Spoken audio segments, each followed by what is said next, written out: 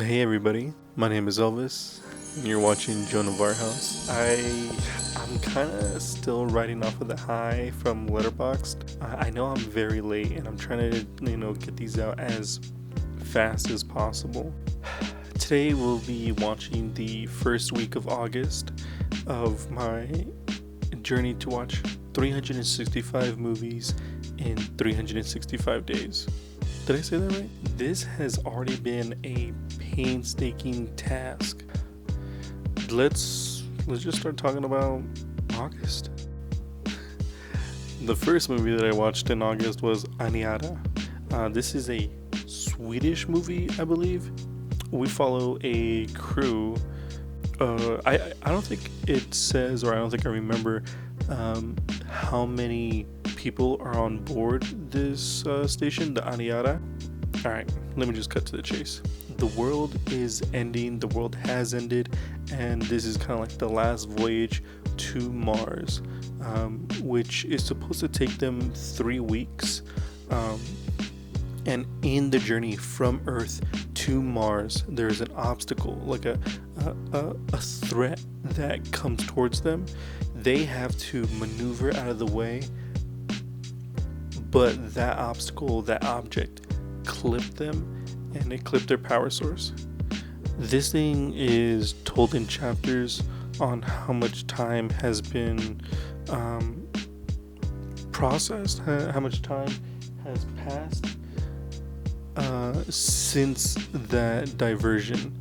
After each chapter, it was like a punch in the gut. It was a punch in the heart where I thought, no fucking way. No way has this much time passed. Oh my god, it is gut-wrenching. So everybody has their stations, and we follow the main character, who is in some kind of form a therapist, kind of like a spa technician, but instead of like for the body, it's for the mind.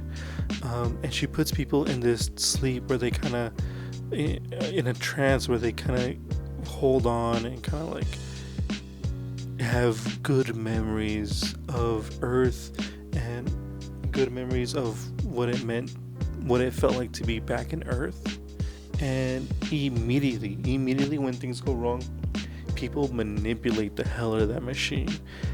So much so, in that spoiler territory, I cannot talk about that because, oh my god, it's a tough one for sure.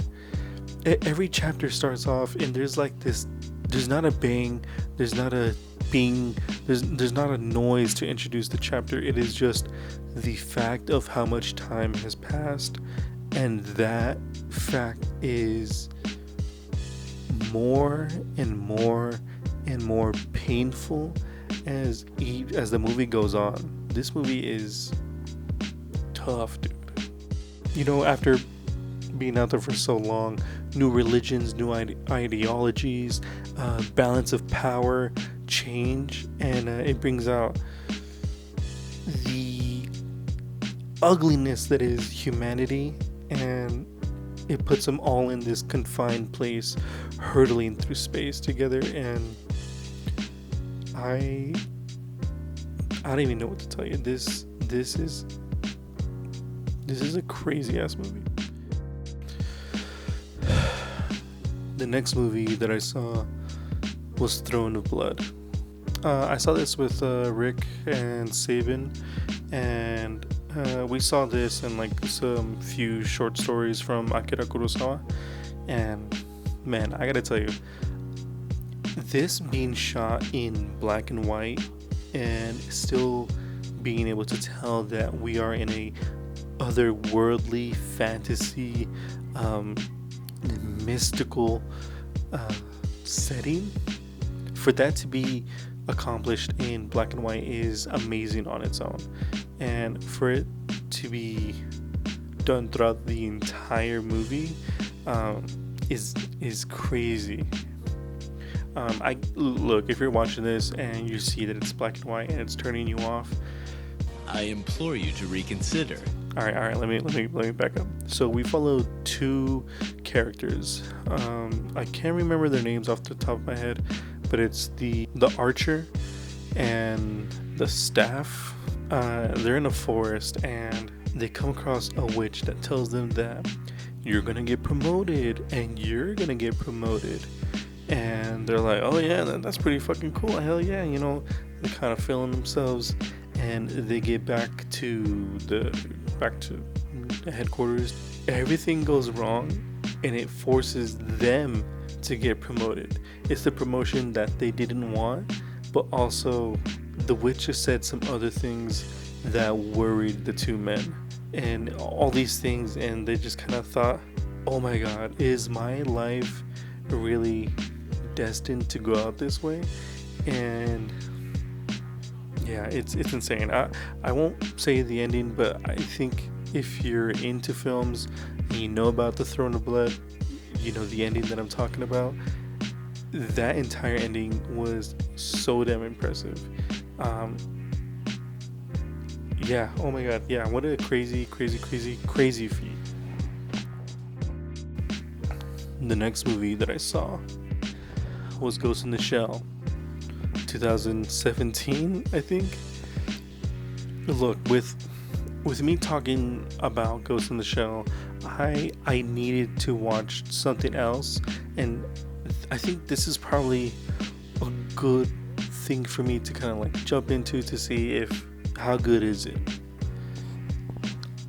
Let me just cut to the chase. Hell no, this movie is not good. I mean, it looks really good, and I mean, maybe it brought the world of Ghost in the Shell to life, but the entire character, the plot of what is Motoko, no, you did it all wrong. Ghost in the Shell is all about the experience of what it means to be human, not in a kind of individualistic sense, but in the kind of worldwide, global kind of effect of what is identity, what is consciousness, and what does it mean to kind of feel, what does it mean to react, and how that relates to everybody in the entire world. As opposed to Ghost in the Shell, this one, it's about like, who am I in the personal identity sense? Where did I come from the personal identity? This is all about like revenge, which doesn't make sense, because why would you dilute and skew with the DNA of Ghost in the Shell with this basic revenge plot? And even like the villain got so diluted that they're like non-existent in the threatening way. There's nothing to hold me into this movie. There's nothing for me to question my own identity and reality in this movie as the original. Yeah, this movie can go kick rocks. The next movie that I saw was Saving Private Ryan. Oh my god. I was on YouTube and I saw a lot of like movie reactions, movie trailer reactions, just kind of reactions to this movie and anything about it.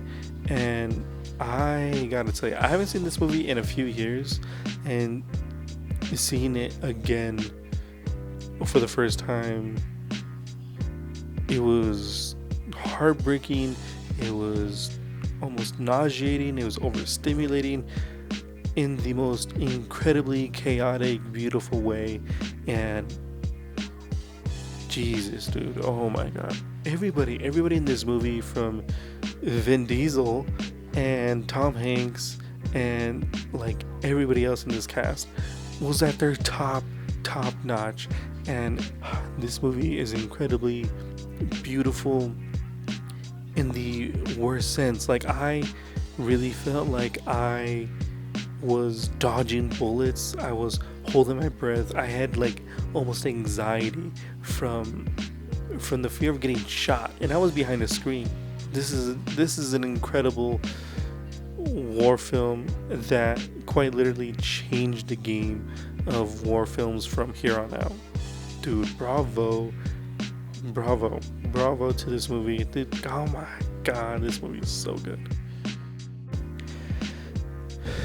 The next movie that I saw was Dark City. I haven't seen this movie, but I've seen the trailer because I think it came with my VHS copy of Mortal Kombat Annihilation. Shout out Mortal Kombat. This is a bizarre movie. Whatever you think is gonna happen in this movie is... Dude, how do I even talk about this movie? This movie is just... Alright, let me back up. Alright, so we wake up. The movie starts off with us waking up in a tub with amnesia, not remembering who we are, what's going on, where we are, and why what's going on. And the entire city is dark. There's no sunlight in this. I feel like spoiling this movie because, like, what a trip is this movie, but you have to experience it for yourself. Whether you like it or not, this is an experience. Kiefer Sutherland is in this movie as a doctor, and there's a scene that I think really kind of points out what this whole movie's about. And he's holding a mouse, a dirty rat. He's holding a rat. He puts it in a maze, like in the middle of it, not the beginning, not the end. He puts it in the middle of it. And while the rat is trying to solve and find a way out of the maze, Kiefer is moving obstacles and like moving the entryways and pathways of this maze, furthering the maze that this mouse is in. Once you understand that, the rest of the movie falls in place. At midnight of every night, the strangers, I think that's what they're called, the strangers manipulate and change and warp time to their liking so that the people in Dark City are constantly lost and never to find the exit that they're looking for. And it is so bizarre in the coolest way. This is a cool movie. Underrated. Gone under the radar for sure, at least for me. This might be a good one. The next movie that I saw, I feel like I'm slouching more. The next movie that I saw was King of New York. I think made in the early 90s, if not late 80s. This has Christopher Walken, and he had just gotten out of prison, and he's ready to take back New York. And my goodness, this guy is crazy. There's a scene that I saw on TikTok or something like that where he's making out with somebody in the subway, and these guys approach him. Three guys, pointing knives. They threatened him to, get his money, and he's like, "Oh, whoa!" Pulls out his blazer, shows his gun, goes into his pocket, and pulls out money, gives it to them. He's like, "I want to see you tomorrow. I have some work for you." And what a crazy power play move to let himself be mugged and give these people, these dummy kids, the power that they think they have. And yeah, this is definitely a product of its time, like riding off of the 80s, jumping into like the noir 90s. And Lawrence Fishburne is in this. Who else is in this? A whole bunch of people. But Lawrence is doing his thing in this movie. This guy is out of control. I think the cinematography is dated, but it's a very entertaining movie. A lot of blue light. The next movie that I saw was Temple Grandin. I guess a little personal fun fact to me. In college, I studied astrophysics. dude, it was too much. That's besides the point. Temple Grandin was in Boulder at the time, and I went to go see one of her lectures, and man, it was so cool. I didn't know who she was, and they kind of made us watch this movie if we weren't aware who Temple Grandin was, and man, it was pretty cool. It was pretty cool. It was actually really cool to see her. I don't have any photos, and this is a movie that you kind of see like in high school or something, and it is so captivating. It holds your attention. I don't necessarily care if it's like good or bad. It has your attention. I mean, and it goes to her performance. Whoever played Temple Grandin, deserves every praise that they got. Yeah, this movie was something about it. It just holds you, and you just can't help but to not look away. It's so inspiring. It's so nice. And the next movie that I saw was Holes. Riding off of the wave of optimism and joy and child sense of wonder that Temple Grandin gave me, I wanted to watch Holes. I haven't seen this in a few years, and yes, it is still very cool. I love this movie. Shia LaBeouf and or Stanley, whatever the heck his name is, and Zero, they are so cool together, and I love this movie. And I don't know what else to say about this. This is just a feel-good movie that I feel like every kid has watched, and every kid knows what I'm talking about when I tell anybody to. I'm tired of this, Grandpa. That's too damn bad. Dude, I love it. That little kid. All right. Let's go back. At the very beginning, all the kids are digging holes, and there's one kid who jumps out of his hole and sees this rattlesnake. He takes off his shoe and I think rolls up his pants and puts his foot in front of the rattlesnake, and the rattlesnake gets him, bites him. And I thought that kind of sets the mood of like, wow, this camp is crazy. After watching the movie, I kind of thought, I don't know, I think he was being a little over dramatic. You're just digging holes. You're not dying. You're not getting killed. And this kid put his life in danger because he didn't want to dig any holes. Maybe I'm being dramatic. The next movie that I saw was Something the Lord Made. Yasin Bey, Mos Def, he played such a phenomenal person, someone who is in some kind of way very proud, non-confrontational, strong-headed, or strong-willed is what I mean. This whole story about like how everybody in like the hospital, the grounds, everybody kind of this takes place in a very racist time.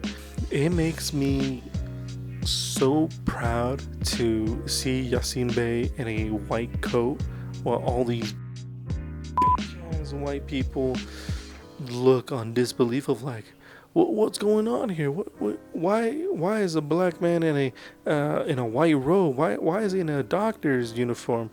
And fuck them, fuck all of them, fuck all these racist ass fucking white people who think, oh my god. I actually got a little mad right there. This is probably my favorite scene right there, where Alan Rickman calls Vivian over as an assistant to his surgery, and all these bitch ass white doctors are like, what's a black man doing in this operating room? And fuck all of them. This movie is great. I loved it. And at the same fucking time, this movie breaks my heart. All of the times when they break ground for medical science, medical technology. Oh my god. He is disregarded and pushed away to be forgotten by the history books. And the amount of anger and sorrow that I had by the end of this movie, I don't think totals the amount of anger and sadness that he felt. The ending breaks my heart.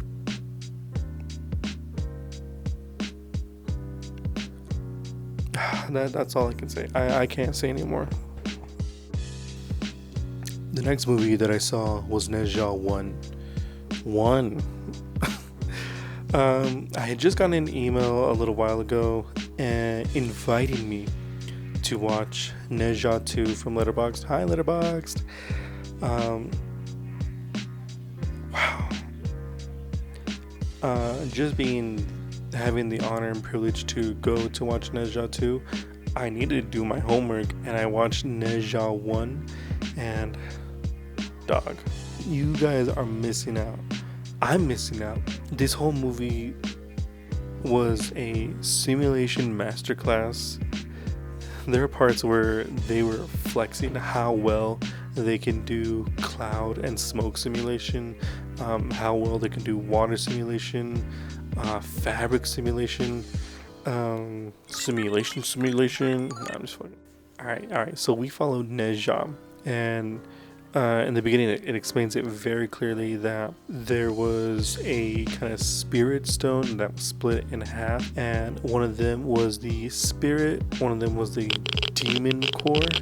No, not the demon core, the demon seed.